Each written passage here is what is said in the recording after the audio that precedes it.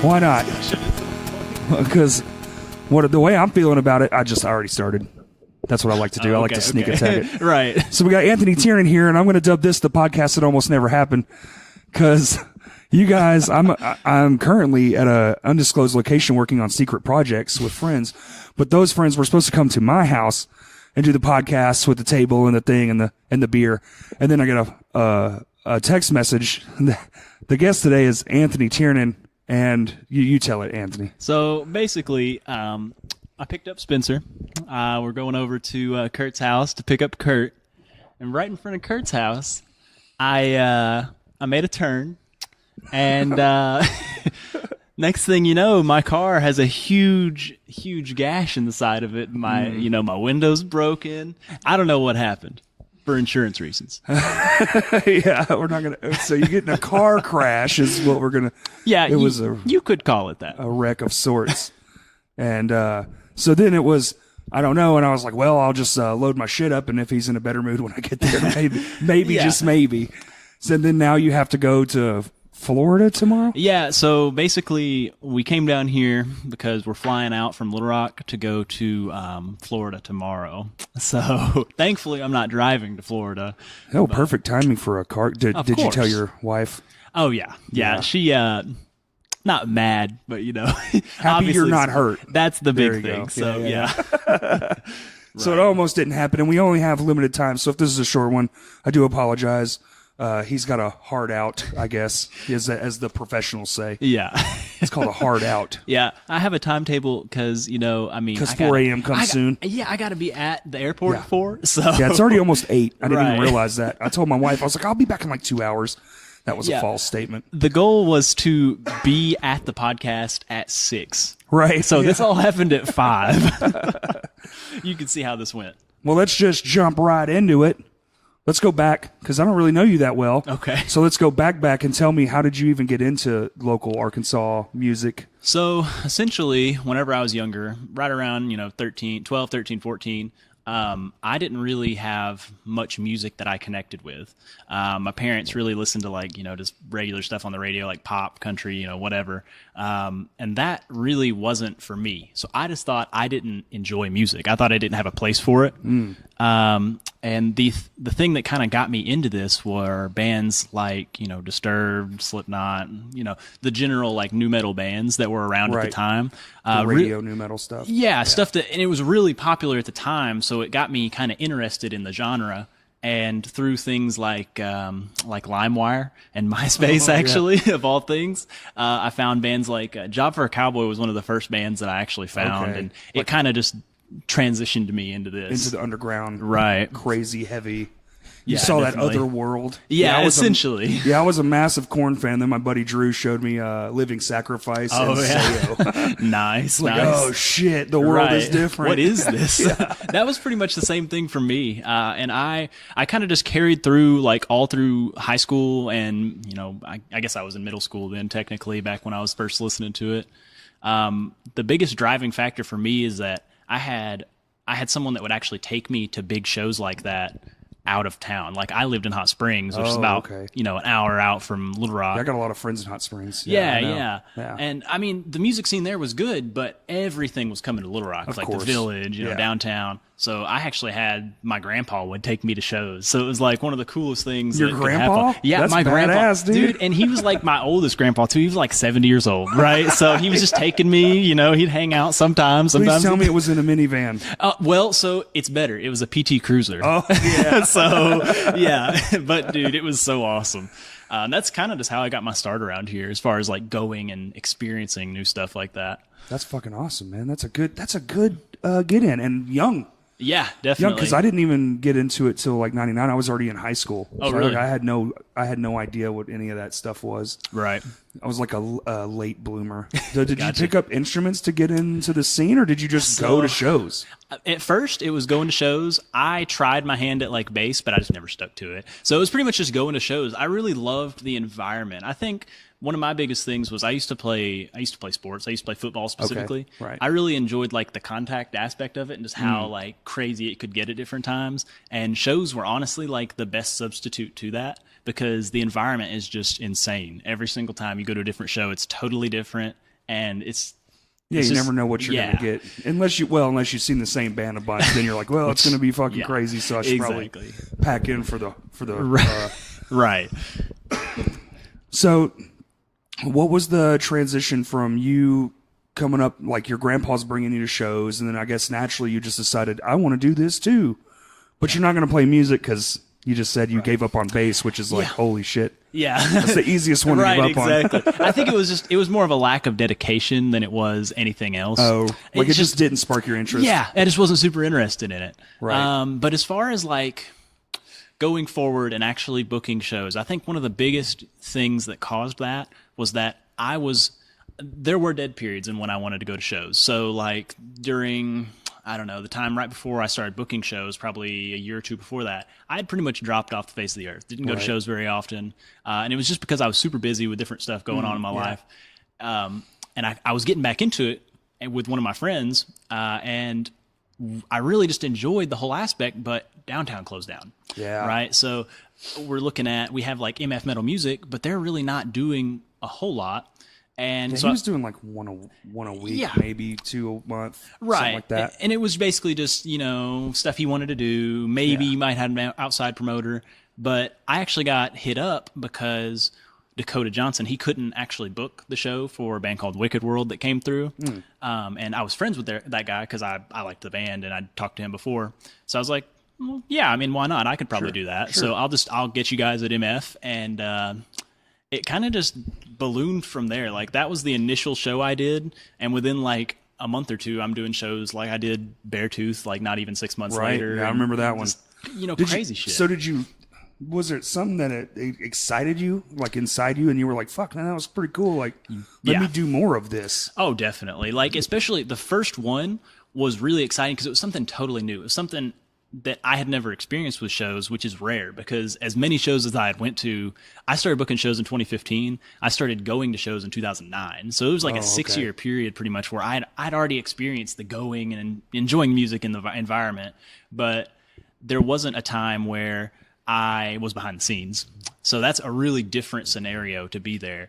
And of course the bands are awesome. Yeah. It's always, the behind the scenes gets fucking...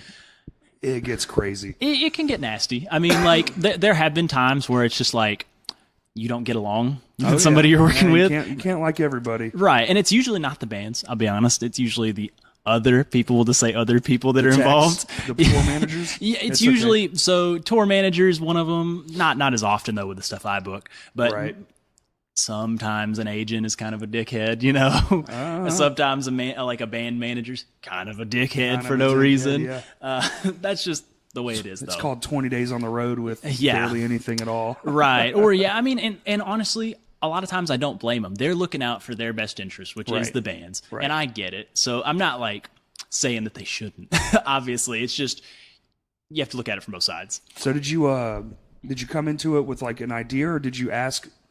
I'm just trying to think because you kind of just went whoop. You did one, and then it was like, oh, I'll just keep doing this. Did you make your own formula, or did you? What was the approach? So the funny thing is, I consulted literally no one about doing shows.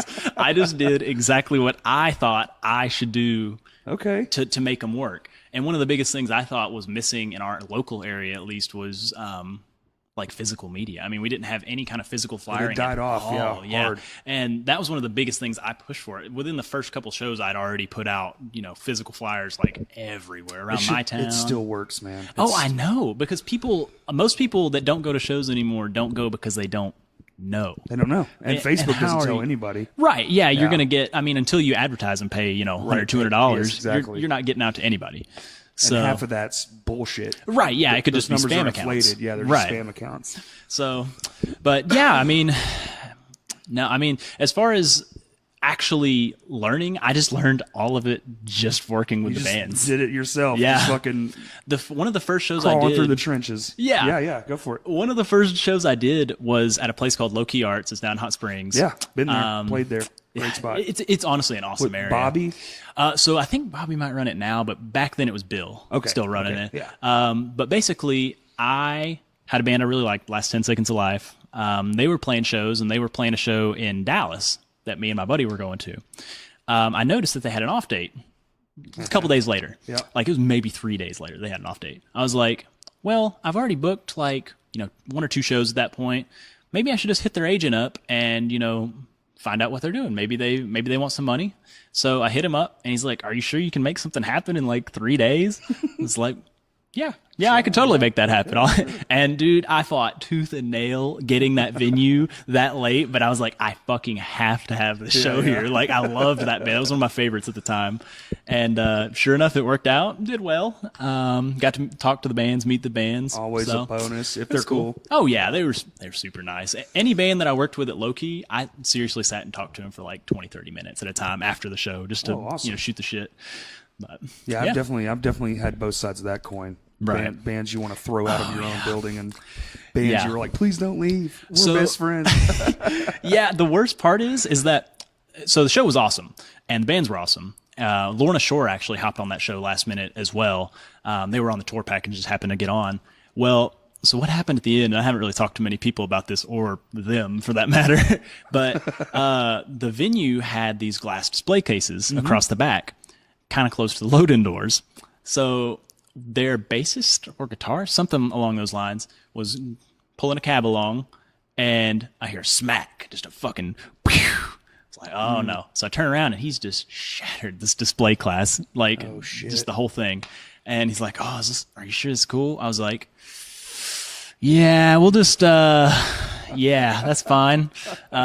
So we'll deal with it when we have to. Yeah. And then sure enough, it did come back. So we ended up making like, I think $100 off that show because it was so last minute, and the percentages that worked out. The net after that was about a negative $200-300 because of that glass. It was one of those big pieces of glass. Yeah. Oh, dude, I know that. Well, I don't really want to say it because it's his job to say what's going on in the back here. Right. But, dude, even that stupid thing was like, I was like, damn, really? This should be like $8. Right. Yeah. I feel like this should cost nothing. Yeah. So tell me some of the highlights, man, of being because people like, there's probably people who listen and like, man, I want to do something. I want to book shows. I want to do something. Like, kind of the idea somewhat of for some of this podcast, more than just a conversation, is to like leave behind some helpful advice as well. Right.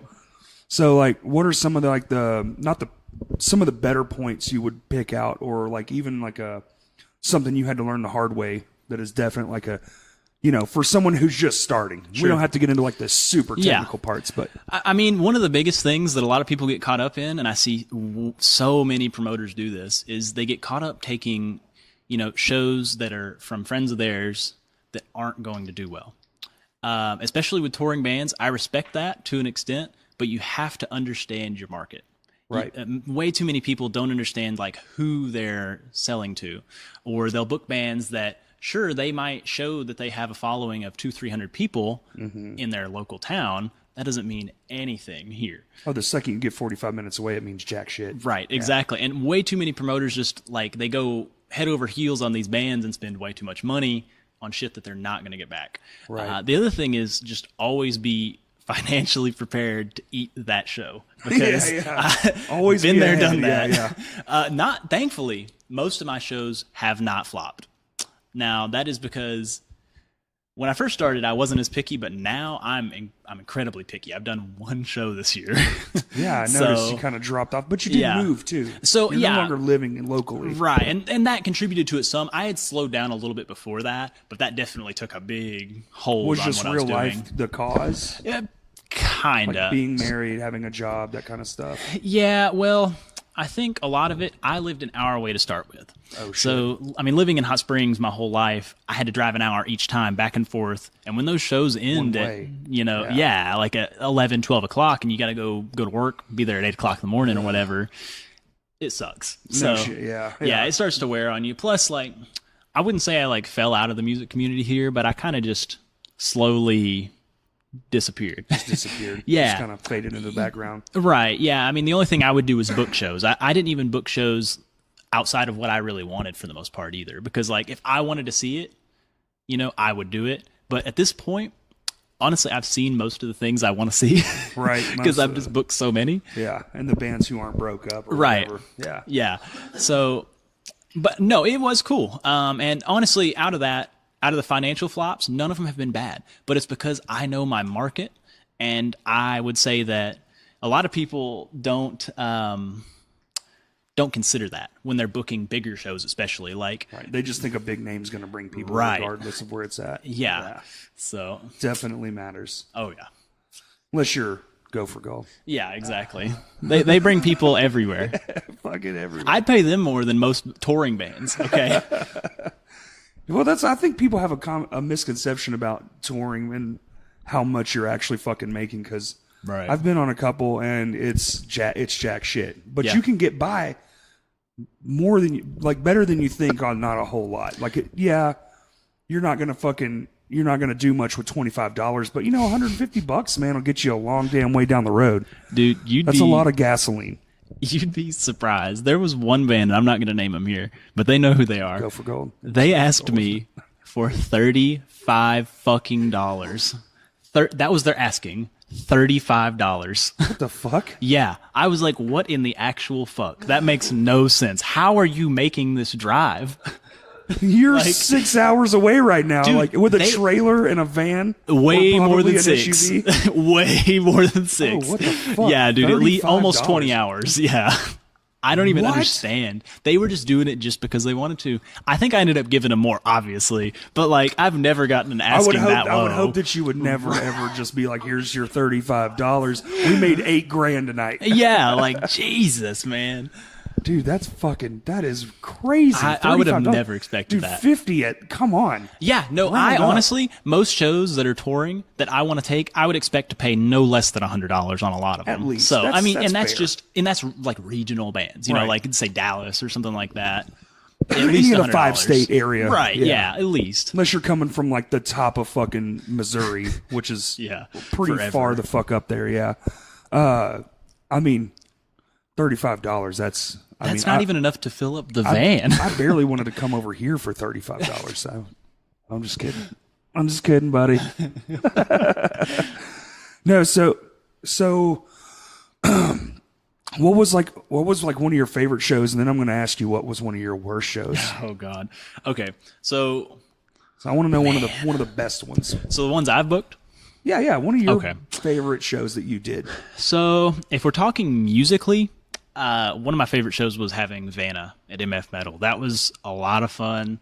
What's funny is that I'd barely listened to Vanna until about a week or two after I'd booked that show and announced it. I was like, man, I really should check them out. Because I booked them and I just knew they were big. And it was that classic scenario, they're a big name, I must book them. Yeah. So, but no, I checked them out and I absolutely loved those guys. Their stuff was awesome. I went out of my way. I went and saw their final show in Dallas. Oh, so you became a fan after? Yeah. Okay. And so that show was really cool for me to have because it was something I had never experienced, not knowing them, and I got to actually have them and talk to them. Yeah. It was cool. Good experience all around. Yeah, I'd say that's probably my favorite from that aspect. No shitty road manager or Right. Because terrible tech. Sometimes the techs are the worst. Thankfully, most of the shows I have, they don't actually have techs. Most of them don't even have managers. Smaller, right? Yeah. This one actually did, but it was their vocalist. So, I mean, Okay. I guess that's a manager, but I wear 2 hats. Right. I can see them. Yeah, exactly. But no, as far as environment of a show goes, gosh, that one's going to be tough. I'm going to say, oh my God, this fucking guy. So I'll talk that story in a minute because that was a long one. So I would say one of the best environments for a show was probably either my Trader's show at the building in Hot Springs, Okay. or it was, gosh, yeah. No, that was a terrible. I'm just going to apologize to whoever paid money to see that show. Which one? So I had a show called Make Arkansas Mosh Again. It was supposed to be really cool. I had it planned out with some really good headliners. I'll just go ahead and say it. It was supposed to be Kubla Khan, Revenge Season before they said bad words, and Filth were the headliners. And I think Sledge might have been on it too. And I'd actually reached out to Knock Loose, weren't available. Kubla Khan considered doing it, couldn't end up doing it for some reason shortly after I'd already gotten flyers made and everything. And then, oh shit. So Revenge season, then couldn't do it either. So it was basically going to be Filth and a handful of locals. No big deal. Had Terminal Nation on it. Unfortunately, they had to drop shortly before the show too. Shit, dude. So just to fucking add to the shit pile here, Filth day of show had to drop because their van broke down. Oh, That show had like 3 fucking artists on it, and that show was $10 advance, $15 day of show. And I didn't change it. I was like, it's already done now. We're already at the show. right. It was really bad. I apologize to everybody, but you're not getting a refund. Crying in the corner. It's still $10. Yeah, you're not getting a refund. Here's 3 bands you didn't come to see. But like, as far as environment goes, I will say that a lot of people shit on Traders because they're just like, they're a heavy core band essentially. Right. But man, they bring that environment together. It's just rowdy. It's good crazy. Show. Oh, Yeah. dude. Yeah. It's I've never insane. seen them before. Yeah. It's a great show if you like to get beat up. No, I do not. That's pretty much the only way I would go. Sit in the back and watch other people beat each other up. Right. You will. So long as it doesn't carry past the bar, I'll be fine. I'm too old now. I just I don't crossed the blame you. milestone. I think my mosh pit and days Right. are solid behind me. I don't blame you. So what's like so that's the worst one. What was this thing you were saying?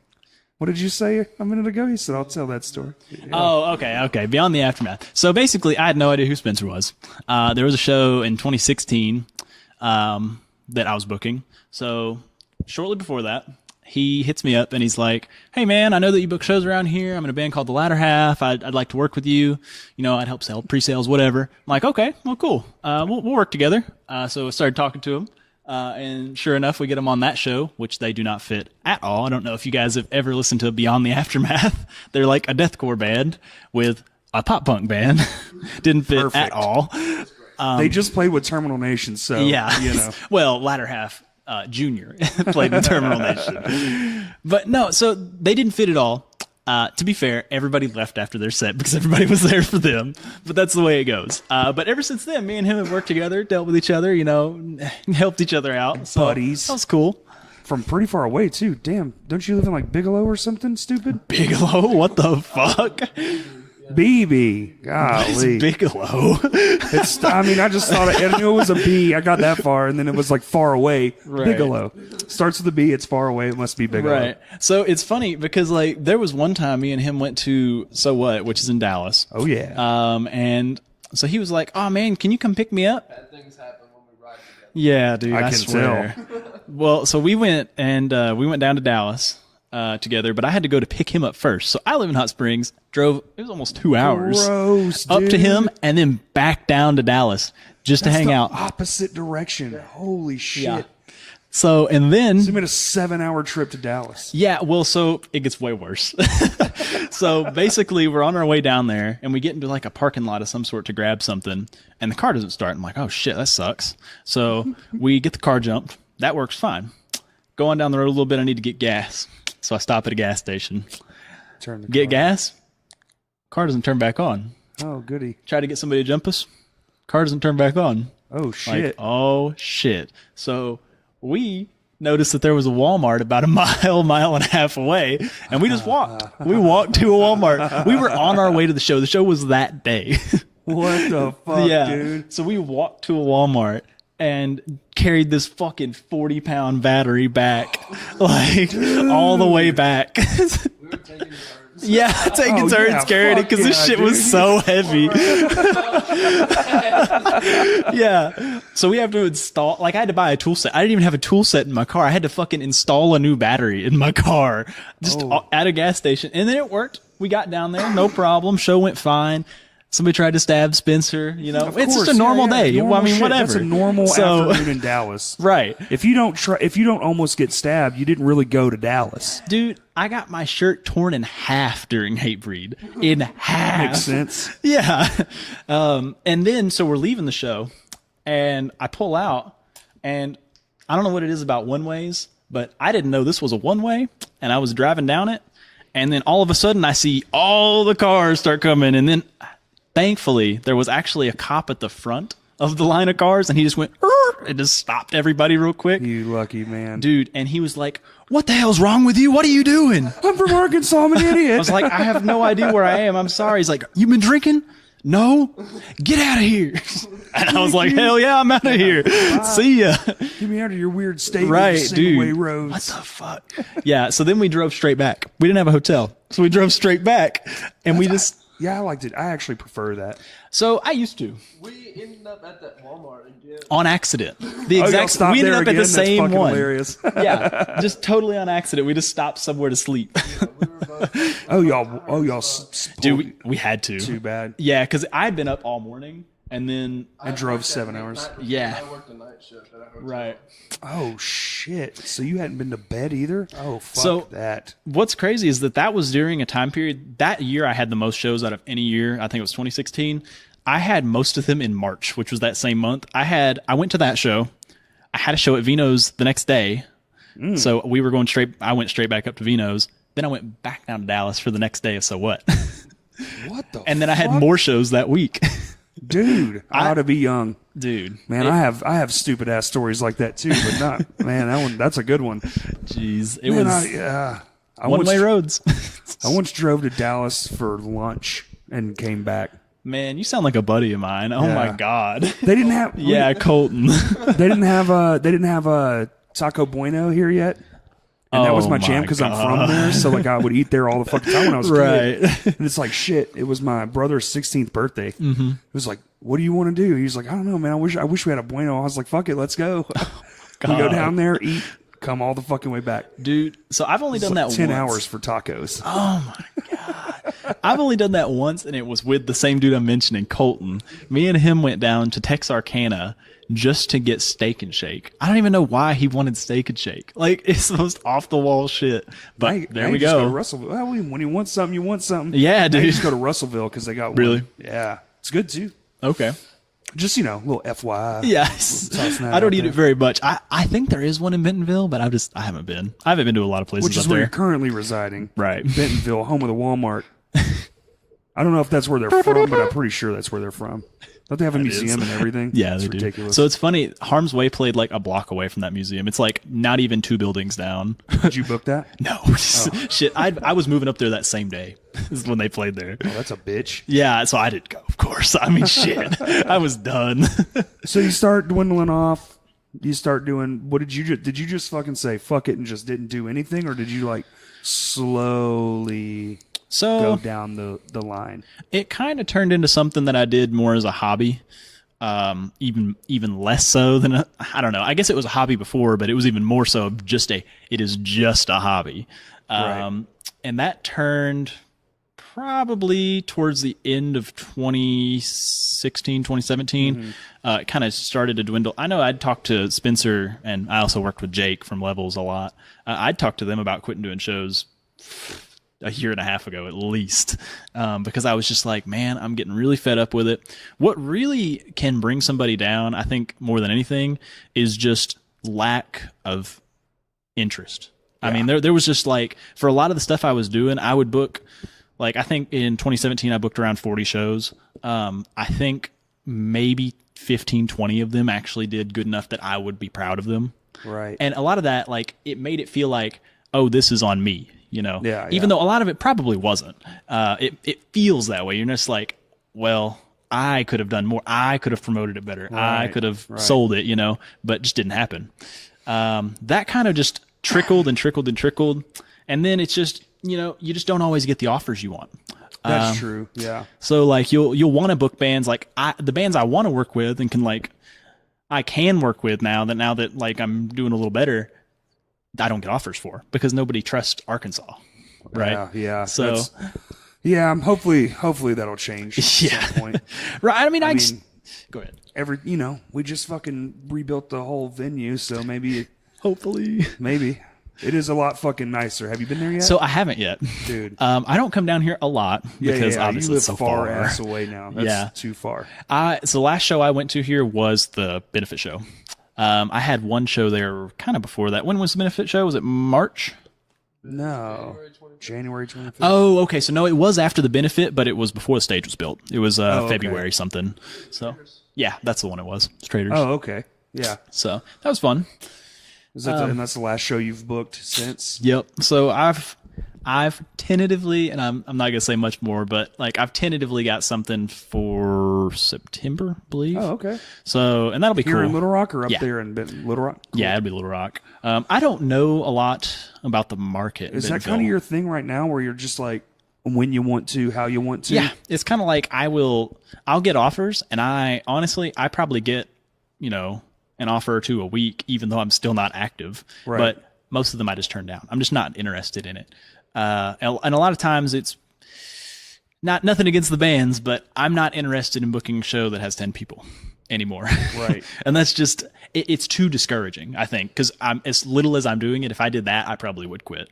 Oh, true. Yeah. Because you're just like, what in the fuck? I could Yeah, just like, why am call I doing 10 this? people. It's 3 hours. Like, I'm driving 3 hours to fucking hang out with Spencer. Like, I mean, that's cool, but what the fuck? He's saying, what are you saying about me? Right. Well, I mean, I get that, man. You get fucking, in a sense, it sounds like just jaded. Yeah. Just fucking tired. No, and, you'll have... Enough stupid things. You're just like, Right. fuck, is it worth it? So you'll have agents like, I'm not going to name what band this was, but there was basically a show, did over 200, it was probably around 250 on attendance. I agreed to a crazy deal on it as a favor, right? The deal was Vino's, by default, I don't know if I should say this, but they take 30% of a cut, right? Yeah, I think everybody knows So, that. okay. All right. So basically, they take 30% of a cut. I got on a show that was a pretty big show that did like right around 250 paid at a pretty high price, and the agent would not settle for anything less than 70% cut, which means I make nothing off having the show and promoting the show, which isn't the end of the world because, I mean, it's not a big deal if it's a favor. I can Right. make it back in the long run. That favor was barely repaid after over 6 months, and it was like half-ass, It was Yeah. like, oh, I'll get you this band, but then he didn't. Maybe. Then he Yeah. didn't. And he was like, oh, dude, I'll make sure I take care of you. And then the band, which... Was that what started all this, or was that like the final nail? this was one of the final blows. Right. Yeah. Gotcha. Then it kind of turned into like, this band, we're probably going to charge you X amount when I think they're worth Y amount in Arkansas. Oh, okay. Kind of turned into one of those scenarios, and I felt like I was really taken advantage of, I guess. Right. For a show that did incredible. I would have made hundreds of dollars even off a 5% cut. Oh yeah. So like, Yeah, especially on probably probably a $10 ticket. 20, Holy 25, I fucking think. shit. Yeah, I was kind of pissed. It was it was oversold out for sure. Yeah, well, yeah. That's definitely So like, oversold. yeah, Vino's only holds 125 people. It holds more than that. Yeah, on a good It will day. hold 400 people Yeah. if you try hard enough. Right? Yeah, exactly. If you believe in yourself, it'll Right. hold all the people. I saw Story of the Year in that motherfucker, and there God. were people to the back, the actual entrance of the pizza parlor. Jesus. That was oversold. Yeah. There were shows I've had that are sold out there with 125 sold. Yeah. And well, when you leave the table, sold out. Yeah. That's what we actually promoted it as sold out because that's what we were told. Hey, It didn't look good, but is what it is. 125 in that room is pretty solid. So It's a good look. that's sold though. 125 didn't show up. Oh, That was the problem. Gotcha, I wasn't gotcha. actually at the show, but basically it was like I think around 50 of them just didn't show. Damn. Yeah, it was pretty steep. I was actually out of town. That's why I wasn't there. Jake ran it. I But, probably didn't show up either because I'm a terrible show goer now. dude, me too. I'm like trying to help. I'm like trying to help the attendants and Yeah. shit, and I'm over here like, damn, man, it's a Wednesday. Like, man, it's just too much sometimes. I think it was a Sunday actually. Yeah, I refused to take it because I didn't think it was a good. I didn't know the band's value, and I was wrong. So someone else Jake took it, and well, there you go. it worked well. And It's cool. 250 people showed up. 125. 125 people showed up. I'm crossing my stories. Right, yeah. Because that's what I'm good at, not fucking paying attention. Hey, you want to all start good. a podcast? Right. I can't pay attention good. Yeah, me either. Apparently. Shit. So is that going to be the only show, probably the 2 shows this year? So, I don't know. I mean, you're working, you have your own job. Yeah. It's not like you have to do this. Right. Yeah. This is really just for fun. And I think one of the other things that kind of made me fall out of it a little more is that I really don't, this is going to sound bad, I really don't listen to this genre of music much anymore. Oh, no. No. I've just transitioned out of it. I think it's come down to I enjoy the environment of the shows so much that like, even though the music isn't exactly what I listen to, if I know the environment's going to be crazy, I want it. That high energy shit, man, it gets in your brain. I love it.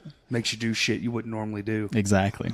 Things I can't probably discuss here. Yeah, bro. I mean, you can, but people will hear them. Yeah.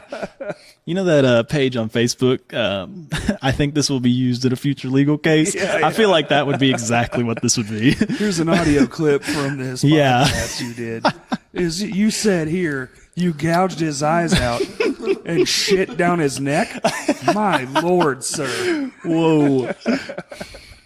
I never did any of those things. What's the legal term? I what? Plead the fifth. Yeah, there you go. Plead the fifth. I plead the fifth. I do not recall. Dude. So you can't tell me what's next. That's a good question, though. Yeah, I think I will keep doing shows. You do? I think, but on a limited basis. And I think if I'm going to keep doing shows, I'm going to have to start doing different types of shows. Probably more in like what I want to see. Well, what's that now? So, man, I listen to exclusively hip hop, almost exclusively SoundCloud rap now.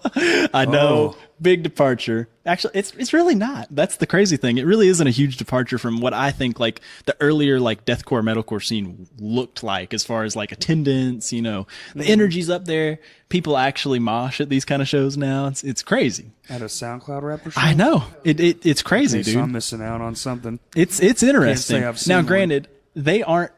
It's like moshing goes in stages, right? So they're at like the beginner stage, right? They just barely jump around and bump into each other. So that's my favorite part. That's my favorite one. That's not. They don't even like push each other half the time. It's kind of weird sometimes. Yeah, They're just like jumping up and down and slightly falling into each other. you throw down like at a hardcore show, and you will probably get into a fight. I can vouch. Crowd killing Dude, at a rap I will say concert. it. Right mood, right time. You know. Oh yeah. They'll get there like 1960s UK punk scene, like just leaping off shit and punching people just mid dive. Right. But Okay, so the thing is, that's a huge financial risk, right? Because those artists charge, tens of thousands of dollars sometimes. what the fuck? You'd be shocked. Man, I'm on SoundCloud tomorrow, bitch. Yeah, I'm exactly. Started up. So the discrepancy in pricing on those is crazy. Like I probably couldn't get anybody notable for less. Like Spencer just mentioned Lil Pump. I probably couldn't get him for less than 200K. What the fuck? He's huge. But even like smaller SoundCloud rappers, like Ghostman's not really that just small. start your own. Just start your own, then hire yourself. There you go. If that's what they're Do my going own for. shows. Just get famous Yeah. on SoundCloud. I mean, all I need is face tats, right? I'm already almost there. I was gonna say one arm's is creeping up the side of you. Yeah. So I had a dermal too. And this is a funny story, I guess, for here. I had a dermal for about a year and a half. I got it in like August of 16 or something. And I really liked it because that was like the only piercing I wanted. So I move up, start my new job. About a month in, all of a sudden I like feel my face and it felt like there was something on it. So I kind of just like brushed it a little bit. And the whole thing just comes out of my face. Backed Like, out. yeah. Yeah. A year and a half later, though, that's what I was like, what in the hell? How? Didn't expect it at all. Was it bleeding? No, it didn't bleed at all. Out. Mm-hmm. Wow. Just that's what I was shocked. I figured that would just tear it up, but no. And it's mostly sealed actually now. For a while, it was a hole just in my face. Yeah. I think my lip ring is going to be permanent. I'm pretty sure it's just I had it for Stuck? over a decade. Damn. Yeah. So I just have this weird funky hole in my face. Right. But yeah, no, and like that was I would say I kind of look like one for a little bit. I'm a SoundCloud G-Eazy. That's what I'm going for. I mean, whatever works, man. Hey, man. So is that what we're going to be expecting more of, or No. something you're going to try to do? Yeah, I would like to. It's something that I could do, but really I have to know if the market is interested. Y'all in got that dope ass amphitheater up there. Y'all could. Yes. I don't really. First of all, I don't know if outside promoters can book there. I don't think so. Okay. Because I think it's a Live Nation Ticketmaster thing, if I'm not mistaken. But also, that was where they arrested Travis Scott. So I can't imagine many rappers are going to want to roll up there. Fair. Yeah, word Just travels, 'cause- I'm sure. I didn't know that. Yeah, basically. $1 million. Was that his bail? Oh, oh yeah. So basically, what he did, there wasn't a ton of people at the front in like the pit section. So like, everybody get the fuck up here, and so they did. And then right after he got off stage, they arrested him for inciting a riot. What the fuck? Yep, it's not the first time I've seen shit like that happen. God. Like that happened to Tyler the Creator. It's not here, but like in general. But yeah, his mugshots in the fucking Rogers whatever that area. makes no fucking sense. It's crazy, What dude. the fuck? Yeah, Because I guess I actually have no guess. That's insane. it's, I guess, the trampling thing. You could, I mean, if you're really just being a dickhead, you could do it. You could say he was inciting a riot. Whatever. I wouldn't say it, though. Okay, I mean- at any rock show ever. Yeah. At any venue ever that had two people like Right. into it. I know we've all seen those shows, man. Like the two guys' friends show up and they're just like push moshing, like, yeah, dude, this is awesome. This is the best show ever. Hell, I've played those shows, man. Right, They're dude. I've fucking moshed. great. I moshed by myself during King Conquer. Whenever they came through Hey, downtown one time, it's like, dude, I'm stoked. Nobody else is, but I'm stoked. Fucking, yeah, I'll do me. You do Yeah. you. You stand there. Right. You bunch of trees. Jesus. Dude, I think we're getting close to. Let me check the time here. I don't want to. If you got a couple more questions, let's do them. I do, and we have a little bit more time. We're at somewhere around 40 minutes. Okay. I would like to. Damn. Did we ever get to the worst one? We did do the worst one. Right? So I would say that I don't think that was my worst show. It was just my most disappointing, probably for the people attending. I wouldn't say the worst show. Probably my worst show, and what really just sent me over the edge was I had a show on Halloween at the building. The building was a place in Hot Springs. It was in Hot Springs Village, technically, so it was a little further out, even for me living in Hot Springs. And that show was on Halloween, so it ended up doing pretty bad. I'm gonna let you guess at how many paid on that show. 7. Two. 2. 2 people paid. Minus 5. And honestly, like, it was a door deal, so it was just a percentage deal for the band. Shit. Here's 40 cents. Yeah. So I think it was partially in contribution because they had dropped 2 previous shows. They dropped the one I mentioned, but they also had dropped one before that because of van issues as well. Damn. First time coming back. They need a new van. They finally got one, I think. But Not on that door deal, but no shit, they didn't. Damn. But just walking a band, what is essentially, I think it was like a $10 ticket, walking them like, I don't know, $7, $10, something like yeah, that. That's fucking nothing. Yeah, that's embarrassing. That's pretty just embarrassing. unacceptable. Like, I cannot imagine getting that as a touring band. I'd almost rather not pay you, but Yeah. here's your $7. And what's bad is that they gave me merch because they're like, dude, I'm so sorry that we couldn't fucking make the last 2 shows. You can just have this hoodie. And they gave me, basically they paid me to play that show. And it's like, Yeah, God because if damn. you gave them $7, the cost to make a hoodie is Yeah. way more than Oh, $7. yeah. So Definitely. damn, dude. Yeah. Made out like a bandit. No, I was pissed. Damn it, man. I don't air that out on social media. I'm not big on social media, just talking in general, because I would say I'm more of a private person in general. You just use it for business, right? Exactly. Like if you go look at my Instagram or the Tiernan Instagram I or was gonna ask, mine. that's what I was going to ask. Are you still under the Tiernan? Yep. Yeah, we're still doing that. So I changed the logo a little while ago to be a bit fancier, I guess. More professional. Yeah, it looks a little better. Yeah. But yeah, I mean, it was embarrassing. It was a little embarrassing. You know, fuck, man. I've had my own shows. Yeah, he just pulled up a post about, bet you $10 Filth won't come. And actually, they did come to that show. So Jacob owes me $10. Reply now. Say you owe him that Yeah, $10. you owe me $10. No, I mean, the smallest show I ever played, man, was fucking one person. Oof. Yeah. Here's See what's that? worse.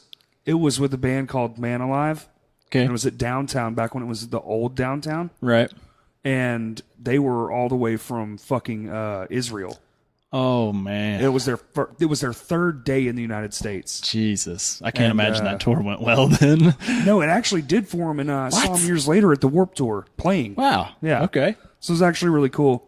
But we had got put on like the day before, and the other bands had dropped off, and they were just coming through. It was like one of those like last minute kind of things. So it was just like, well, we literally had a day to promote, and no one could make it. You know, it was like a weeknight. Yeah, that's like, just well, the way it goes. We still had a fucking blast though. It was basically like a band practice with a bunch of people from a whole nother country. Right. Yeah, I would say, man. So on social media, the biggest thing is like, I'm not going to put any of this shit out there. You know, like I'll talk to you. I'll talk to people in person, but like one of the biggest things that I think too many people get wrapped up in is just posting stupid fucking shit on social media All day, every day. Dude, You just get wrapped like up in the stuff, yeah. Yeah, and it's just like, man, especially promoters too. Like you just look bad. It's bad business to do shit like that. You know, keep it. I would say have two different ones: a closed, private, like friends and family, and then like a businessy one. You definitely could do It's that. hard to balance that shit out, man. Oh, 'Cause I have dude. like especially like Instagram. I have like 5 fucking Instagrams, and I'm like, I got to do something for this fucking thing. And I got to do something. Now they have stories, so now I'm like, Yep. fuck, Now I man, I have got to to do post more one. shit for that. Like, fuck, Right. it's never ending. Yeah. Whenever I post stuff from Tiernan, I post it there, my page, you know, the story, the other story, the fucking event page, 5-10 different groups, you know, all sorts of shit. Like it just goes everywhere. Yeah, I have a Crash Cast post every Tuesday, and I'm like, okay, it's 7 whatever in the morning. I'm up like at my table, and I'm like, all right, I got to hit this spot. I got to do this on this spot.